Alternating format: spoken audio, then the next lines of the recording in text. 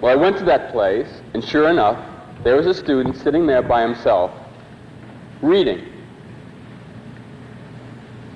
So I went up to him and I began to talk to him. And we began to talk about Christianity. And we had a long conversation. It turned out that he'd been brought up a Unitarian and didn't really have any kind of Christian training, didn't believe in the Lord, and didn't really think Christianity was worth much. We had a very long conversation about Christianity and why a reasonable man might possibly believe in it. And I had a chance to share with him a lot about the gospel message. And at the end of that time, or in the course of the conversation, he told me that how far away he'd been from it, and that he found this very interesting, that this was the first time that anyone had ever talked to him about it in a way that made sense to him.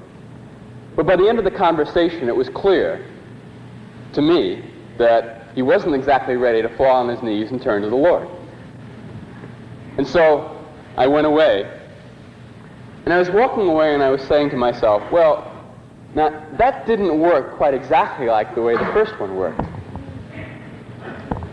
And I was just thinking to myself about it, and then the thought came to me.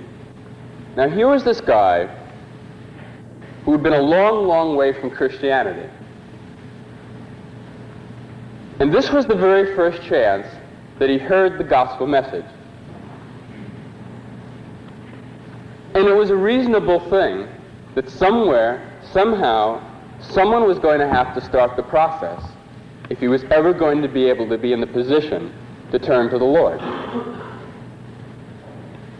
And then what occurred to me was the two thoughts that I had as I was walking up from the campus, toward campus that afternoon. The first thought was that if the leadings of the Spirit were real, we should see results from them that are greater than the results that we've been able to see so far, just by our own efforts.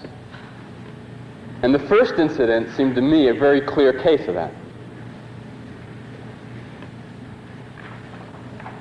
And then the second thought was that the Lord should be able to ask us to do something that's part of a work that He's trying to do, and that we might not be able to see the results of that. Maybe for years, maybe at all. And the second instance seemed like a clear example of that. And when I was done, it seemed to me that the Lord had used that afternoon and had wanted to use that afternoon to teach me something about what it meant to be led by the Spirit. To teach me that it was a genuine thing, because that was one of the things I was wondering about, and also to teach me a lesson as to how it might work.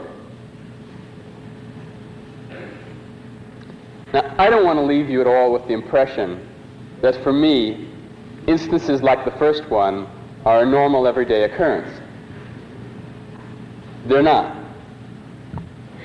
And I know one of the greatest dangers that we have in the charismatic renewal is that at times when we talk about the extraordinary things that the Lord does that show that He really is working, that people tend to have the feeling that the life of the Spirit is one constant series of extraordinary events after another.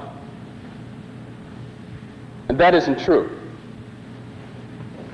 It's true that the Lord leads us in extraordinary ways at times.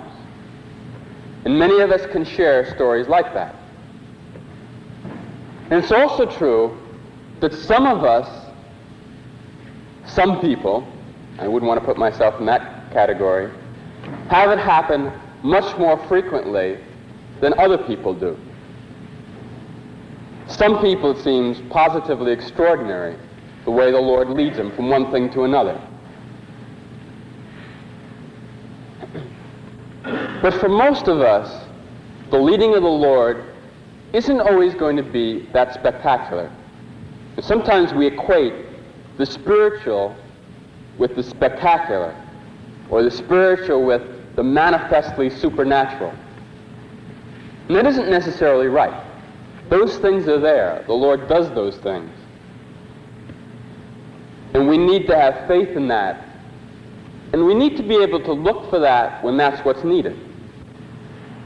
But the Lord works in many ways.